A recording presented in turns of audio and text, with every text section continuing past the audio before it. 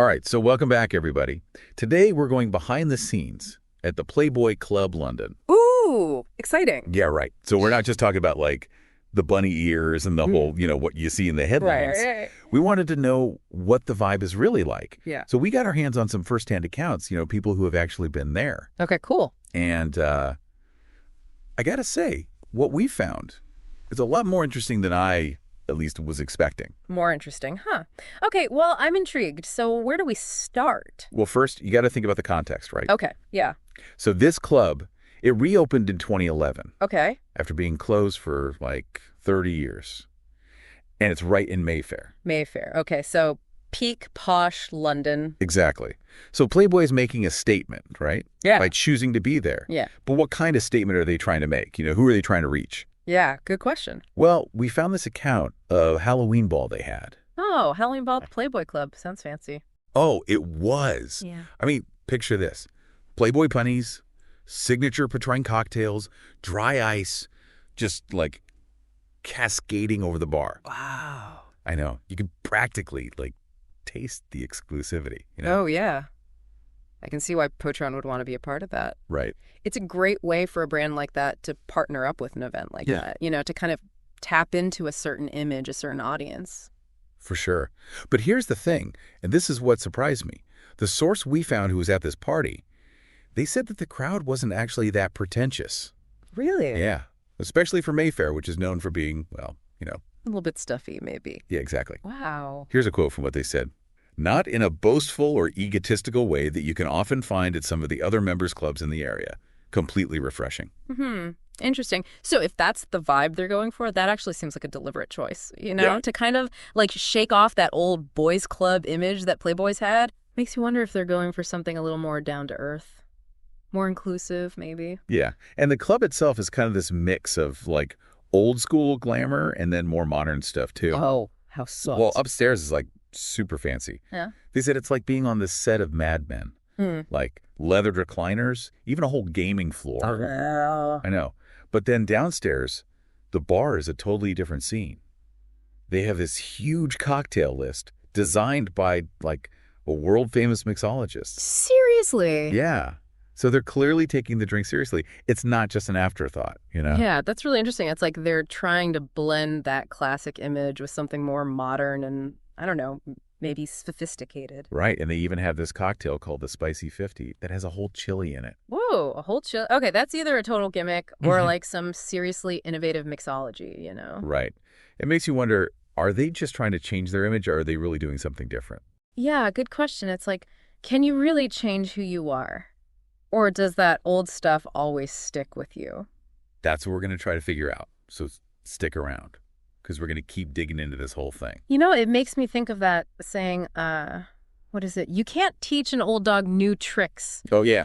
Can a brand with, a history like Playboy's, can they actually change and become something totally new? It's like they're trying to walk this tightrope, appeal to a new generation without, alienating the people who've been with them from the start. Yeah, exactly. So how do they do it? Where do they even start? I mean, the location's a big part of it, right? Mayfair, for sure. I mean, it has this mystique about it. Yeah. It's synonymous with, wealth and exclusivity. So just by choosing to be there, they're already tapping into that. Right. They're saying, hey, we're back, but this time we're fancy. But does that actually change anything? Well, that's the thing, right? You can't just say you're different. You have to actually be different. And I think, the details matter. Take their cocktail program, for example. Okay. Yeah. They could have just gone with, the basic run-of-the-mill drinks. Right.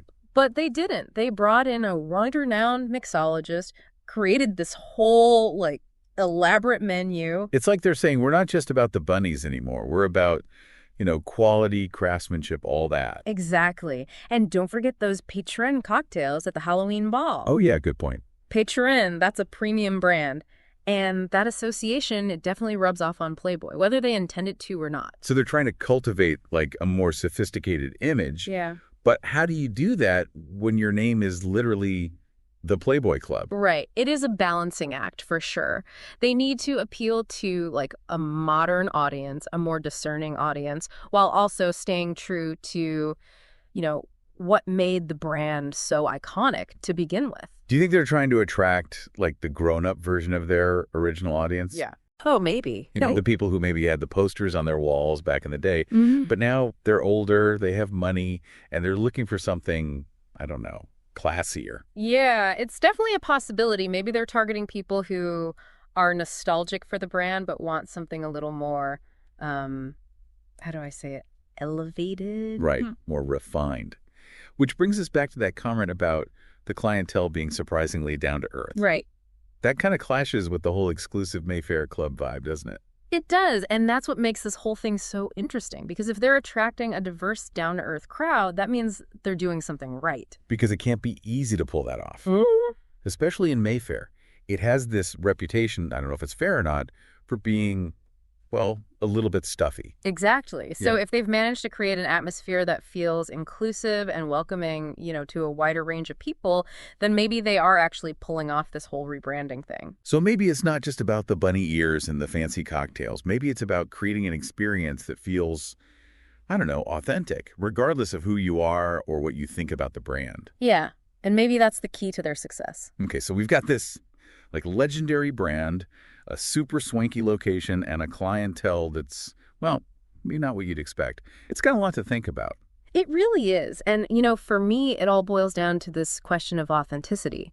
Can a brand that's built on a certain image, especially one, with as much baggage as Playboy, can it actually evolve and still be true to itself? Yeah, because if they change too much, they risk losing the people who, like, made them who they are. Right. But if they don't change enough, then they just become, like, a relic, a dinosaur. Exactly. It seems like the Playboy Club London is kind of betting that they can do both, appeal to a new crowd without losing the old one. But then that brings up another question. Who is this new crowd? Who are they trying to attract? That's the thing. Because, like, sophisticated and down to earth, those can feel like opposites. Right. Who embodies both? You know what I Yeah. mean? Like, what does that even look like these days? And how do you market that? How do you say, hey, we've changed, without making your original fans feel like they're not welcome anymore? It's a tough one, that's for sure. Huh. It makes you wonder if they're trying to, like, have their cake and eat it, too. Can you Yes. really be the Playboy Club and also be, like, inclusive and welcoming to everybody? Yeah, that is the million-dollar question, isn't it? Can they really shake off that old image, or will those associations always be there? It's like this one club in London is this tiny example of a much bigger conversation. Like how brands change, how society's views change, and how hard it is to, like, figure all that out. For sure. And to think, it all started with someone's story about a Halloween party. Just goes to show, you never know where a deep dive will take you. Absolutely. So as we wrap up here, I want to leave you with something to think about. What if you were in charge of, like, rebranding the Playboy Club for today? What would you do? How would you balance that, that legacy with the need to attract new people? It's a challenge. It is, yeah. And it's a challenge that a lot of brands are facing right now. But hopefully, by digging into this one example, we've given you some things to consider. Definitely. Because sometimes the best discoveries happen when we're willing to look past the surface and really explore what's underneath. Well said. And on that note, thanks for joining us for this deep dive. Until next time, keep exploring and keep those questions